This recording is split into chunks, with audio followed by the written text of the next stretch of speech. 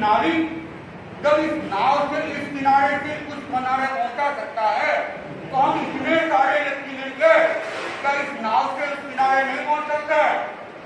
और उन्होंने हिम्मत की और नाव में बैठे और नाव को चलाना चालू कर दिया और चलाई तो थे, लेकिन बीच मझधार में पहुंचते पहुंचते क्या हुआ, नाव डामाडोल होने लगी और नाव को कंट्रोल करना किसी को नहीं आता था, नाविक साथ में नहीं था और आखिर में क्या हुआ, अनपढ़ ले ले तो नाव के नाम ले ले और ये डूब के,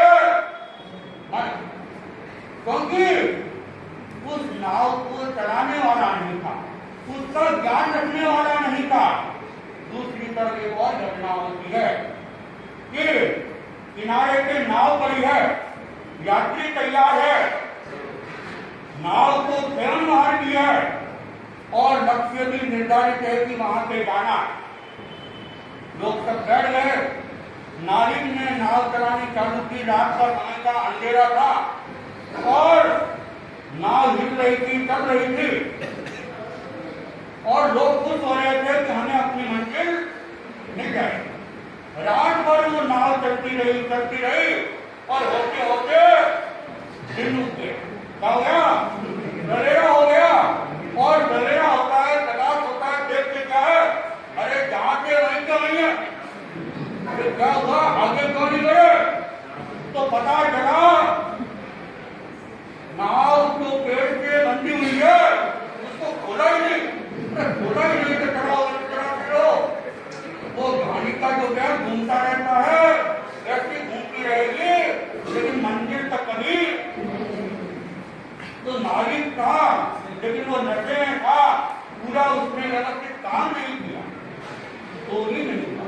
इसलिए ये हमारी भी संसार की नाव है और हमें अगर पार पहुंचना है तो कौन चाहिए? सदगुरु चाहिए। गुरु होंगे, सदगुरु होंगे, तब तो हमें अपनी मंजिल मिल जाएगी।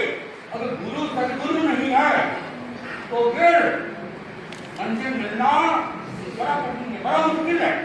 तो इसलिए इस भव सागर की नाव को पार करना है तो हमें सच्ची गुरु की जरूरत है, सदगुरु की जरूरत है।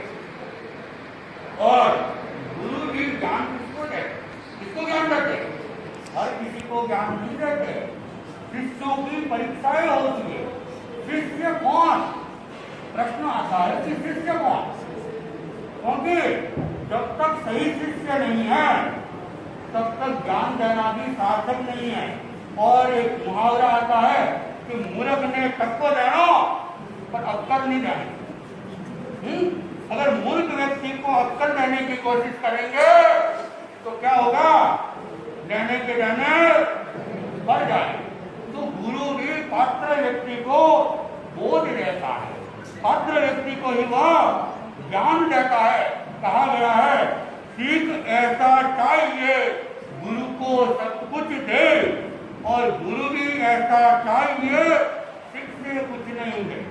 कि शिष्य ऐसा चाहिए कि सर्वात्मना समर्पित हो जाए, सर्वात्मना अपने प्राण भी गुरु चरणों में न्योछावर कर दे।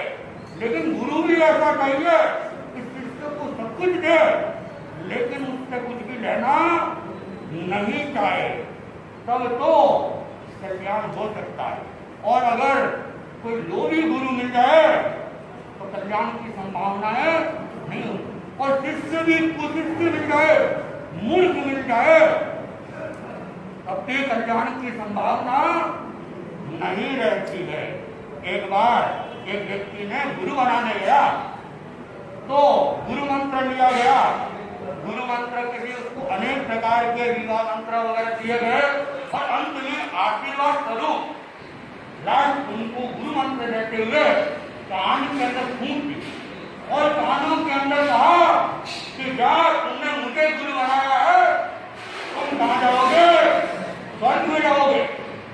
वो व्यक्ति पढ़ा लिखा था, समझदार था, विवेकवान था। उसने सोचा है गुरु के कहने से मैं स्वर्ग में चला जाऊंगा क्या? ऐसा होता ही क्या? ये तो पोलम पोल है, मुझे उत्पत्ति को बोलना चाहिए। तो उस व्यक्ति ने क्या कहा कि मैं आपको, आपने इतनी बड़ी मेहरबानी की, इतनी बड़ी कृपा की है, मैं आपको गुरु दक्षिणा देना चाहता हूँ। तो गुरु ने कहा नहीं, दक्षिणा की कोई जरूरत नहीं, कोई जरूरत नहीं। इसने कहा नहीं, आपने इतना बड़ा आशीर्वाद दिया और मैं आपको दक्षिणा नहीं दूं, ऐसा हो ही नहीं सकता है। और मैं भी आपको दक्षिणा स्वरूप क्या दूंगा, दिल्ली और मुंबई का राज्य दूंगा, दिल्ली और गुरु जी हंसने लगे, लोग भी हंसने लगे। और गुरु जी ने कहा कि दिल्ली और मुंबई का राज्य कैसे बात का है।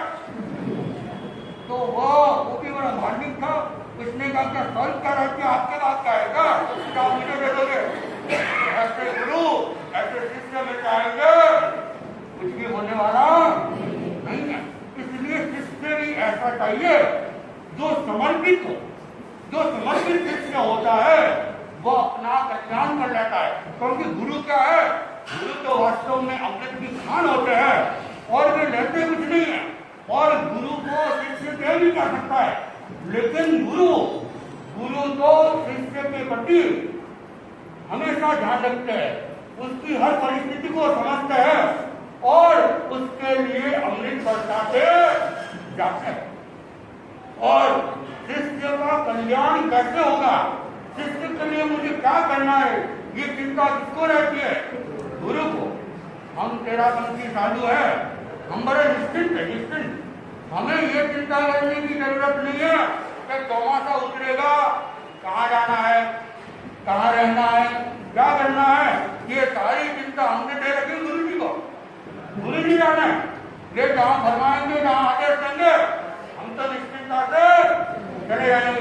कहाँ चौमासा करना है, क्या व्यवस्था होगी, सारी चिंता गुरु जी के पास में रिजर्व है, हम तो निश्चिंत।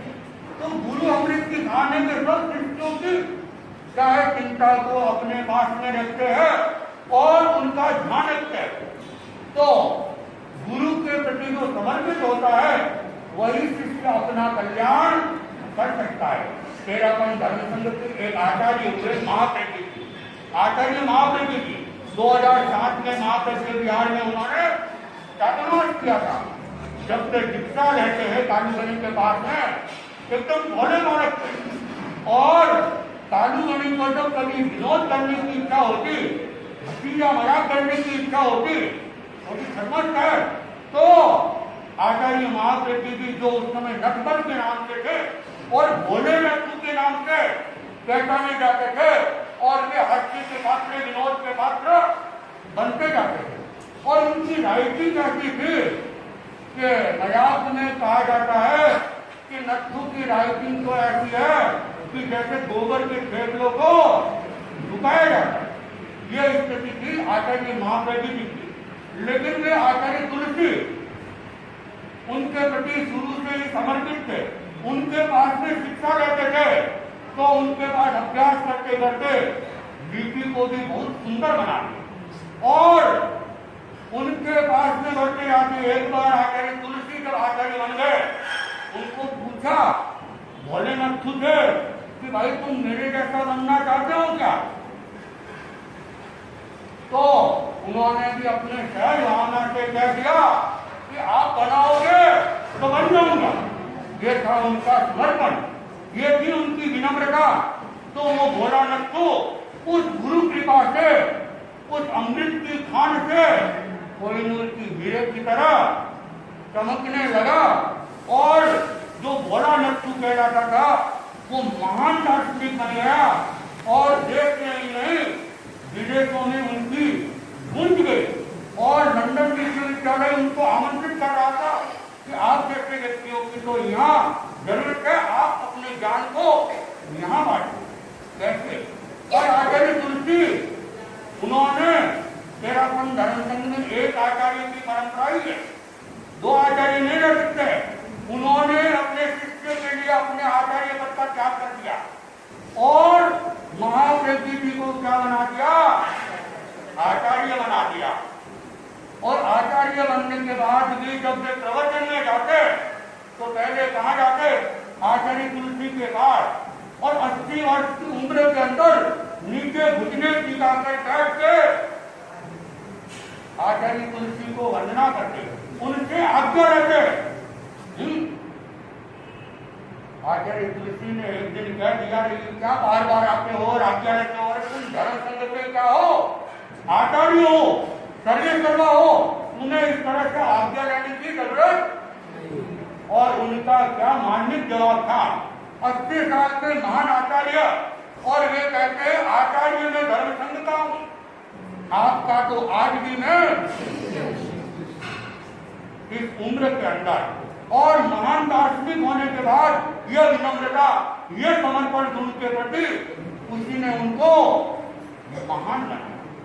तो शिष्य ऐसा चाहिए कि गुरु के प्रति हमेशा समर्पित रहे, और गुरु भी कैसा चाहिए, गुरु भी ऐसा चाहिए जो केवल निस्वार्थ भावना से शिष्य के कल्याण के लिए लगा रहे। अगर गुरु के मन में केवल लोभ है, लालच है और शिष्यों की भूख है, वह गुरु बनने का अधिकारी नहीं हो सकता है। गुरु तो वह है जो अपने आप में अपनी आत्म कल्याण और शिष्य का आत्म कल्याण और शिष्यों को अपने बराबर बनाने का उसके अंदर मन में ध्यान रहे, शिष्य के कल्याण की भावना रहे, वही व्यक्ति गुरु बनने का अधिकारी हो सकता है। कहा गया है कि गुरु कुमार शिष्य गुण है, गद्दर तारे और अंतर हाथ सहारा ले, बाहर मारे। गुरु क्या करता है, गुरु चोट मारता है, बार बार चोट मारता है, क्यों मारता है, बुरी भावना नहीं है, शिष्य के कल्याण की भावना है, लेकिन साथ साथ में वो भीतर से शक्ति भी रहता है, ताकि कहीं खींच नहीं, टूट नहीं जाए। क्योंकि बहुत ज्यादा खींचना, वीणा के तार को ज्यादा खींचने की कोशिश करेंगे, क्या हो जाएगा, टूट जाएगा। तो शिष्य का कल्याण करना है तो शिष्य को चोट भी रहनी पड़ेगी और शक्ति भी रहनी पड़ेगी।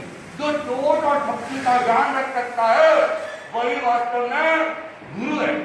और गुरु तो क्या, गुरु के लिए तो बड़ी महिमा गाई गई, और लोग कहते हैं गुरु तो क्या होता है, पारस तुल्य होता है, पारस तुल्य। पारस क्या करता है, लोहे को सोना बना देता है। लेकिन महान व्यक्तियों ने कहा कि पारस तो केवल लोहे को सोना बनाता है, लेकिन गुरु तो इससे भी ऊपर के होते हैं। और गुरु अनुपारस न चढ़ा, बड़ो आतरो जान, एक लोग कंचन करे, एक करे आप समान। कि वो तो केवल लोहे को सोना ही बनाता है, लेकिन गुरु तो अपने बराबर ही, लेकिन पारस अपने बराबर नहीं पारस बनाता है, वो सोना बना के छोड़ देता है। लेकिन गुरु इतने महान होते हैं, ये नहीं सोचता कि ये आगे बढ़ जाएगा, मुझे कौन पूछेगा, वो अपने बराबर शिष्य को बनाने की